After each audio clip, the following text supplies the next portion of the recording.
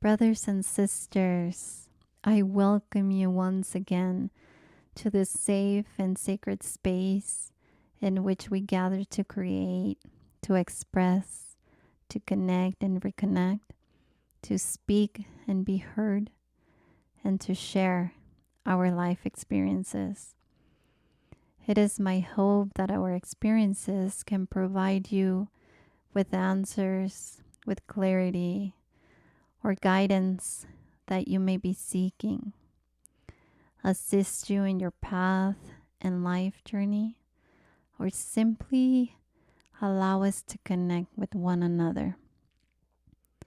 I am your host, Jordana, and today I want us to focus on the mental states that may involve possible psychosis, stress, anxiety, depression, and other emotional challenges. Here and now, I want to focus on the battles of the mind, the battles we face with our own demons, darkness, and shadows.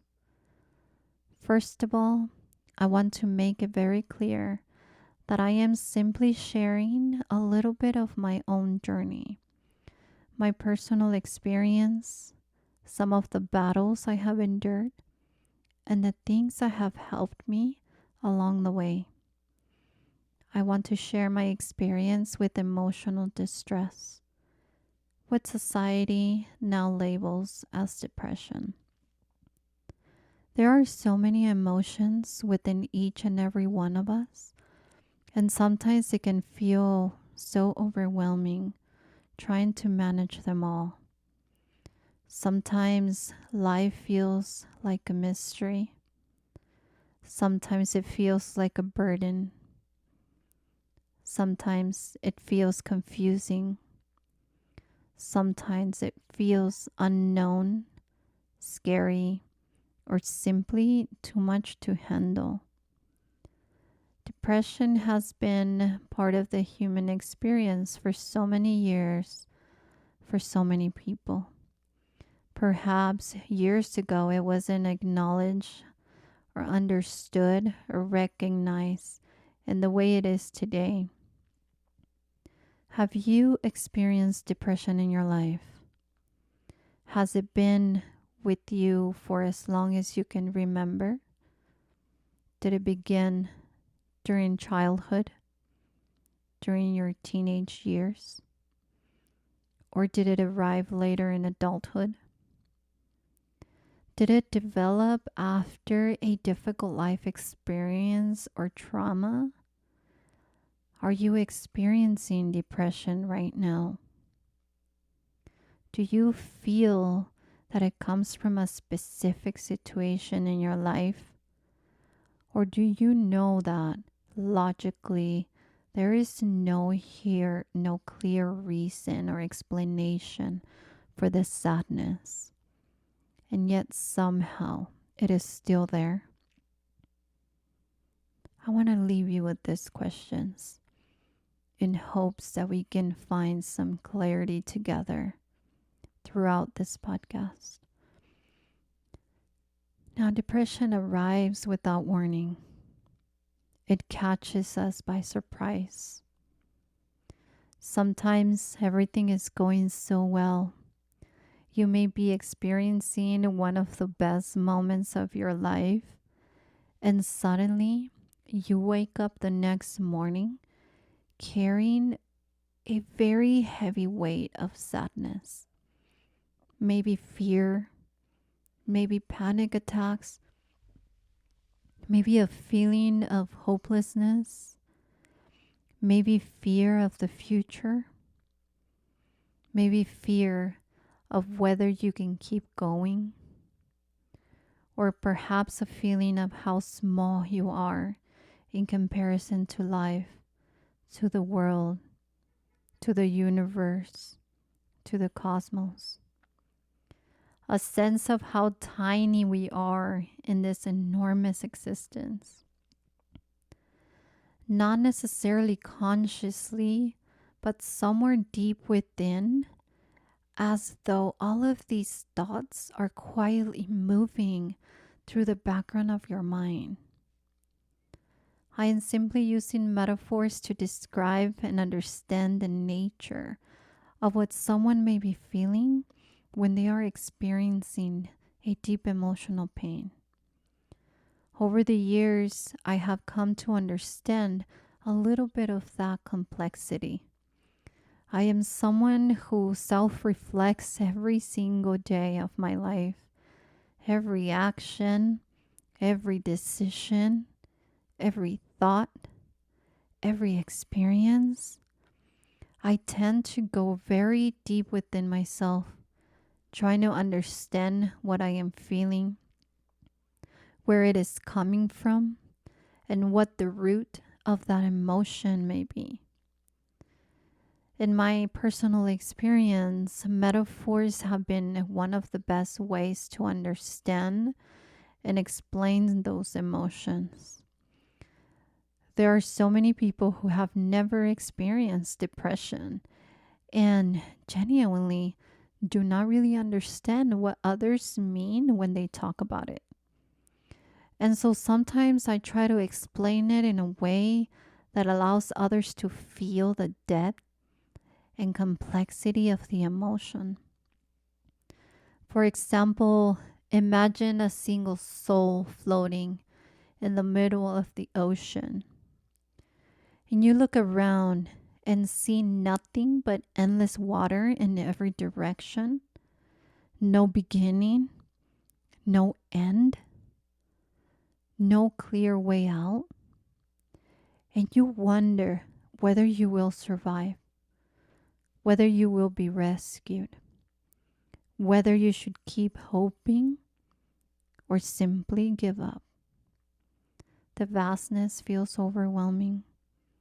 You feel invisible, lost, like a tiny needle in an endless ocean. To me, that is one metaphor that describes how some people, including myself, may feel during deep emotional suffering of depression. And again, it is only a metaphor. Many people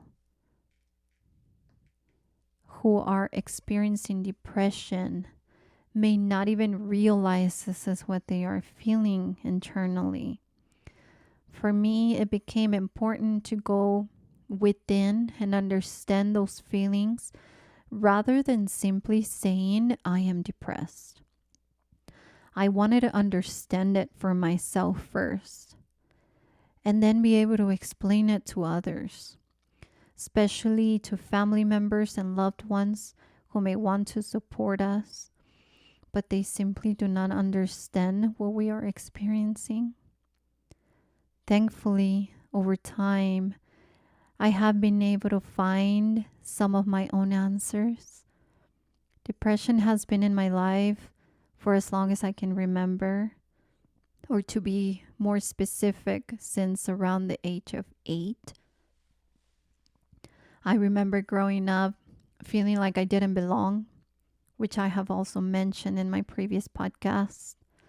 Feeling like I couldn't cope with certain situations, feeling like I didn't fit in, feeling lonely, misunderstood, unseen, unwanted. And back then, many parents were not even aware of the mental and emotional challenges that so many children were experiencing. And those struggles were not talked about openly, nor were they always recognized for what they were. But my parents tried. They truly did the best they could with what they knew. I remember attending school counseling during school hours from time to time. I also remember being taken to therapy with a counselor somewhere out in California when we lived out there. And those experiences did not last very long. Eventually, my parents stopped taking me because I wasn't really opening up to the therapist. At the time, I honestly felt that someone who didn't know me could not truly help me understand what I was going through. I remember thinking, how could this person possibly understand me? And to me, at the time, it felt like I was simply talking without anything changing. It felt like a waste of time having to talk about my life with someone that wasn't going home with me to continue to assist me or walk this path with me. Later on, I was taken to a youth support group associated with AA.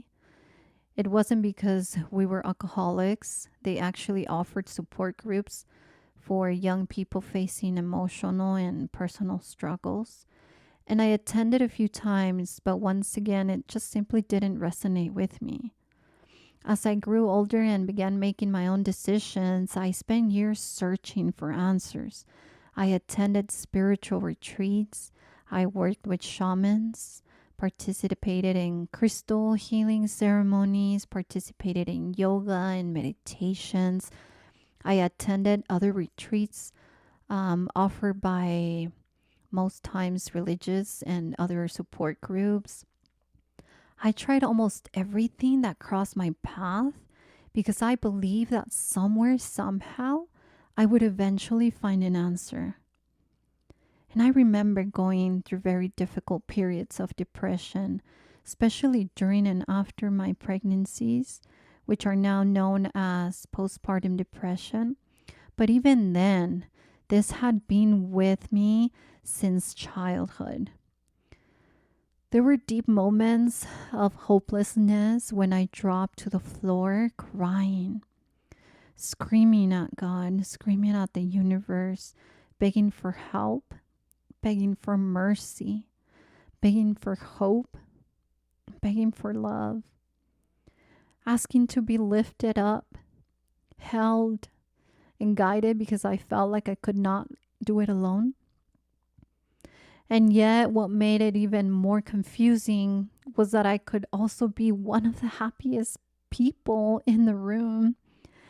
I love to laugh. I love to dance. I love to sing. I love to enjoy life. And then, out of nowhere, I could wake up feeling completely different, hopeless, afraid, overwhelmed by existence itself.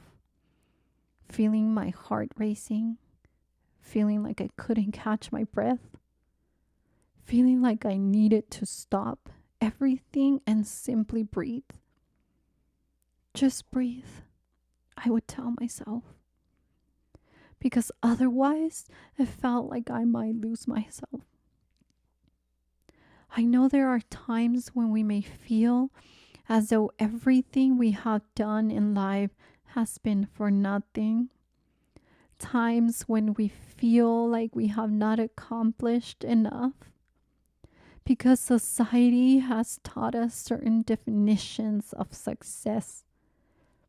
We are told that life is about being born, growing up, getting married, having children, earning degrees, building careers, and becoming someone. But what does that even mean? Become someone. Who decides that? Does that mean that if you are not a lawyer, you are nobody? If you are not a doctor, you are nobody? If you're not a business owner, a surgeon, or a teacher, you are nobody? What about the receptionist, the teacher's assistant, the warehouse worker, the waitress, or the stay-at-home mother who dedicates every ounce of herself to her family? Are they nobody? Definitely not. Life is so much bigger than titles, so much bigger than careers, so much bigger than society's expectations. Every soul has a value. Every soul has purpose. Every soul matters. Why do we say things without really thinking about them? Why don't we stop and examine the words we use? Why don't we hear ourselves before we speak? Because if we take that phrase literally, then it means if you're not a lawyer, a doctor, a surgeon, a business owner, a teacher, etc., you're nobody. Because the world says you need to be someone, that you must go to college or university or receive a degree to become someone. We need to open our minds and look beyond those ideas. We need to speak from our own experience and not someone else's. We need to share our own perspective and not repeat perspectives that are not our own. Each one of us is literally our own universe. There is no possible way for us to completely understand another person's life, thoughts, beliefs, experiences, or point of view. But we can learn to respect one another, love one another, live in harmony with one another. And when we don't understand, we can still choose respect, because it's okay not to understand another human being. Human experience is very complex. In many ways, it's almost impossible to fully understand or get to know in a deep sense another person. But we can connect. We can definitely empathize. We can listen. We can see the person standing in front of us. We can hear them, because that is a choice. That is a virtue. To sit with someone, to truly listen and see them with your heart and simply be there. We don't always need to understand exactly what someone is going through in order to offer compassion, love, and support. Sometimes all we need in that moment is a simple hug, a shoulder to cry on, someone willing to sit beside us.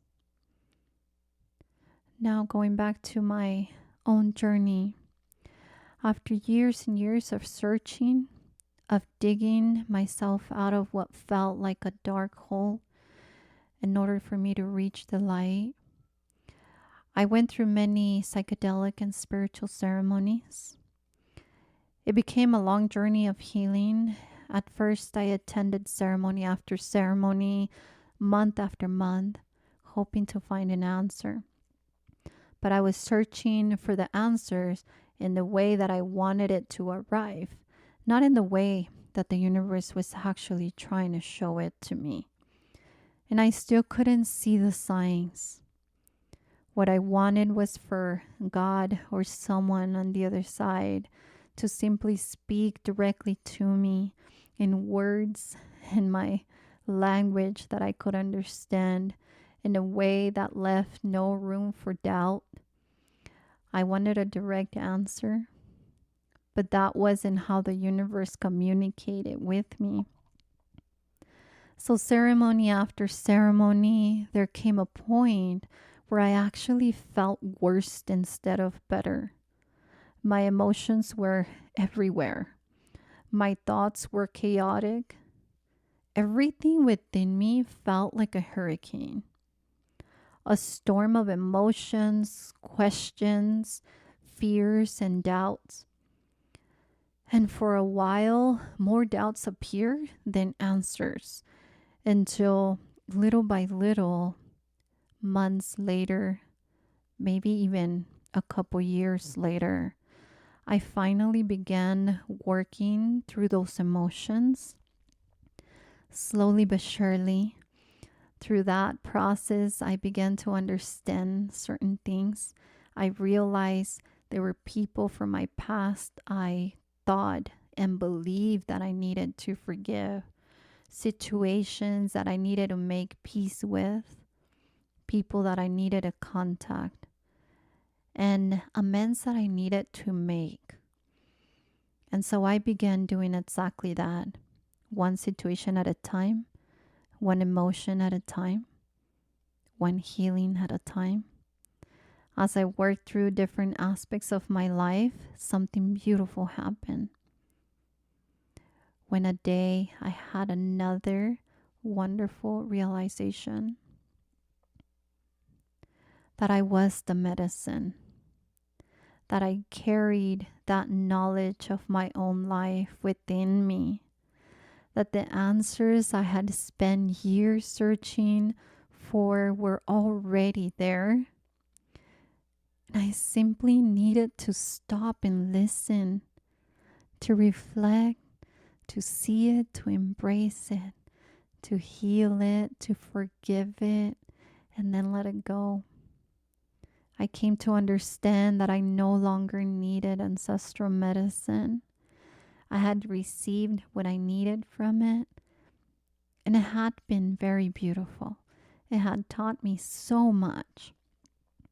But eventually I realized that the medicine was already within me because I am. Because I have the ability to go deep within myself, to seek, to listen, to find what I am looking for.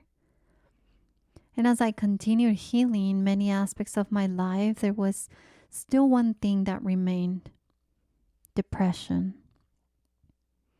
It never stayed 24 hours a day. It wasn't constant, but every so often it would simply appear randomly without warning. And growing up, I always attached my emotional state to a life situation.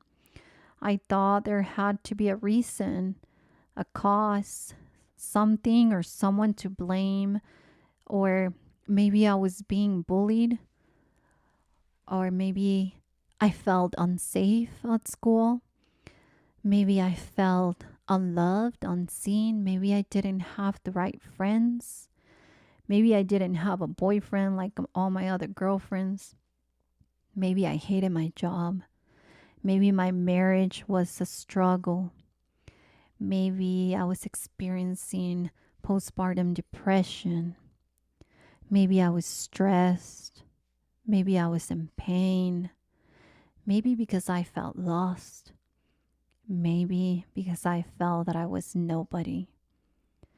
Year after year, situation after situation, experience after experience, I attached the emotion to the circumstance. And I blamed the sadness, the hopelessness, and depression on something happening in my life. Until one day, I had another realization that I never truly had a reason for that depression. It wasn't the situation themselves. It wasn't the people. It wasn't life. There was simply something much deeper happening within me. At least that's how I came to understand it.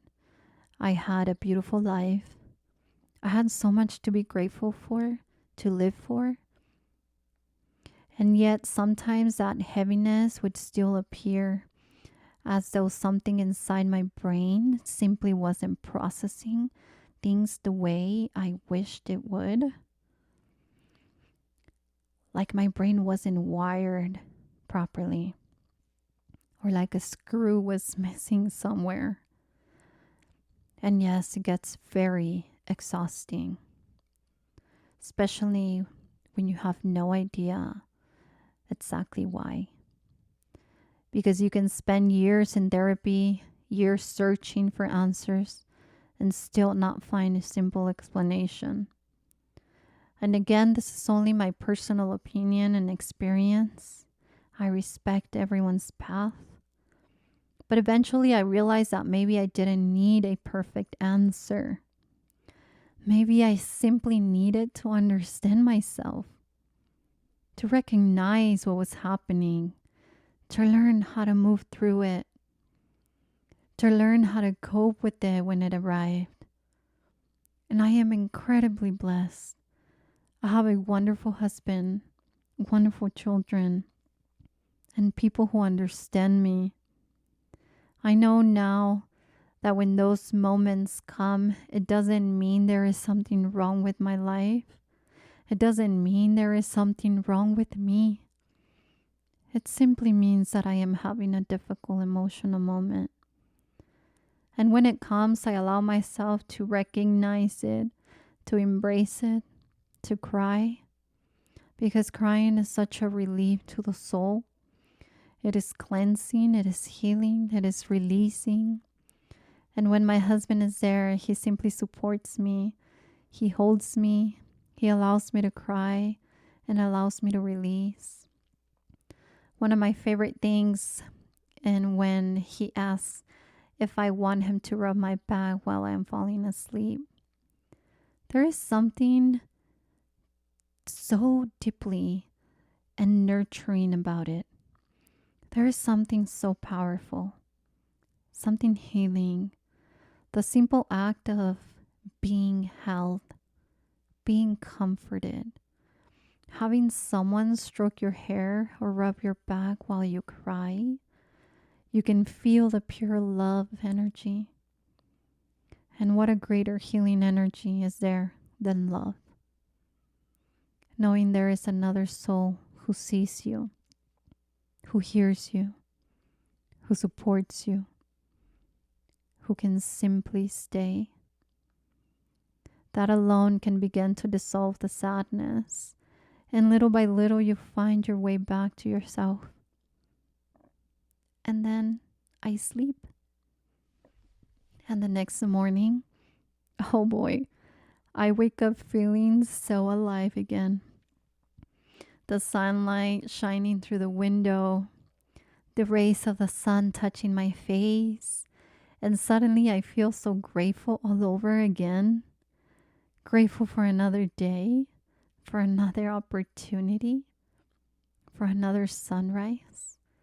Because every sunrise is a new chance to live, to exist, to remember that your presence matters, that your existence matters, that every soul matters.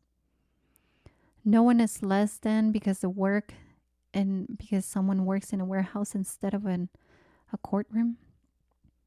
No one is more than because they have a title attached to their names. Every soul is somebody. Every soul has value and every soul belongs. Regardless of what anyone else may say or think. And never, ever, ever allow someone else's opinions to define who you truly are. Never. And that is also a message for myself, a reminder to myself. Because many times when people try to bring others down, they are simply trying to elevate themselves, trying to feed their own ego, trying to create a sense of superiority. But true worth does not come from standing above another person. True worth comes from remembering who you are. I feel that we have been so conditioned to what life is supposed to be and what life is supposed to look like that many sensitive souls find these expectations so overwhelming.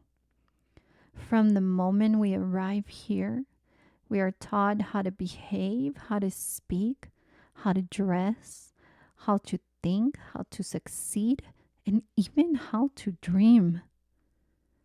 Be a good child. Don't be a bad child. Act appropriately. Speak properly. Have good manners. Be respectful. Think good thoughts. Do the right thing. Be a good son, daughter, sister, brother, mother, father, a good friend, a good neighbor, and the list goes on and on. And at some point, I find myself asking, Who created all of these rules? Who decided what a successful life looks like? Who decided what it means to be good enough? Because many of us spend our entire lives trying to fulfill expectations that were handed to us long before we ever had the opportunity to discover who we truly are.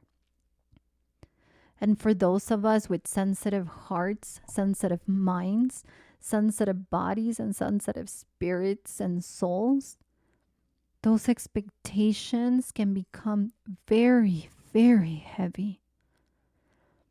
And we become hyper aware of ourselves. We question every word, every action, every decision. We constantly wonder if we are doing enough, if we are being enough, if we are succeeding enough, always trying to improve, always trying to become better than we are yesterday. Now, don't get me wrong. Growth is beautiful. Learning is beautiful. Becoming a better version of ourselves is absolutely beautiful. But only when it comes from love, not when it comes from fear, not when it comes from guilt, not when it comes from the belief that who we are today is somehow not enough. Because perhaps the journey was never about becoming someone else. Perhaps the journey was always about remembering who we already are and finding our own essence beneath all the labels, expectations, beliefs, judgments, and conditions we have carried for so long. And I truly believe that many of the emotional struggles we experience are connected to that disconnection from ourselves. Not because there is something wrong with us, but because we have spent so much time trying to become what everyone else expected us to be. What somewhere along the way we forgot to ask ourselves who we truly are. We forgot to ask ourselves what makes us happy, what brings us peace, what makes us feel alive, what resonates with our soul. And so we find ourselves exhausted, trying to fit into molds that may have never even been ours to begin with, trying to carry expectations that may not even belong to us, trying to become a version of ourselves that was created by the world instead of discovered from within. Most of these things are okay. There is nothing wrong with wanting to grow. There is nothing wrong with wanting to improve. And there is nothing wrong with wanting to learn. But it must be done in a way that honors who we are, not in a way that abandons who we are, not in a way that forces us to live according to someone else's definition of success, of happiness, worthiness, or purpose. First, we must find ourselves. First, we must discover our own essence. And then we can live this present moment as best as we can, not as others expect us to live it, but in a way that truly resonates with our own hearts. One thing I have noticed throughout my own journey and through conversations with many people who have also struggled with depression is that we often become our own harshest judges, our own strictest teachers, our own toughest critics. Many times the pressure is no longer coming from the outside world. It is coming from within because we have absorbed so many expectations throughout our lives that we continue enforcing them on ourselves even when no one else is asking us to. And we become the director, the critic, the judge. We constantly evaluating ourselves. We are constantly measuring ourselves. We are constantly wondering if we are enough. And again, this is not about blame, not blaming our parents, not blaming society, not blaming anyone. Just most people simply pass down what they themselves were taught. And they did the best they could with the awareness they had at the moment. It is simply about awareness. It is about recognizing the beliefs we carry, recognizing the pressure we placed upon ourselves. It is about recognizing the standards we have unconsciously accepted as truth. And then little by little learning to release what no longer serves us. Learning to be gentler with ourselves. We need to be learning to offer ourselves the same compassion, the same patience, understanding, and the love that we so freely give to everyone else. Because if you look deeply, we tend to do that.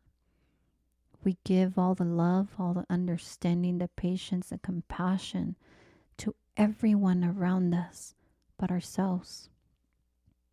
Because perhaps healing begins the moment that we stop trying so hard to become someone and finally allow ourselves to simply be.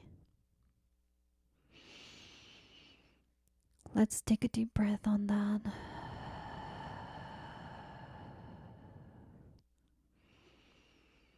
And engrave it deeply in our hearts because we truly deserve it. We deserve a rest. We deserve the love, the nurturing. We deserve the freedom of our minds. And simply live. Brothers and sisters, I am so honored. My heart is filled with gratitude and love for this moment, for this journey, for this opportunity to speak up, to heal together, and walk side by side. Thank you so much for taking the time to listen, to be here with me. I see you. I honor you. I love you. And once again, I am your host and your sister, Jordana. I invite you to subscribe to my channels on YouTube, Spotify, and Apple Podcasts. You can find me as Love and Harmony, dual space, and dual is DUAL. My name on my channels is Jordana CG. But mostly you will find me as Love and Harmony Dual Space. Please, truly, truly from the bottom of my heart, do reach out to me if you feel a sense of loneliness, sadness, panic attacks, depression. I'm truly here for you.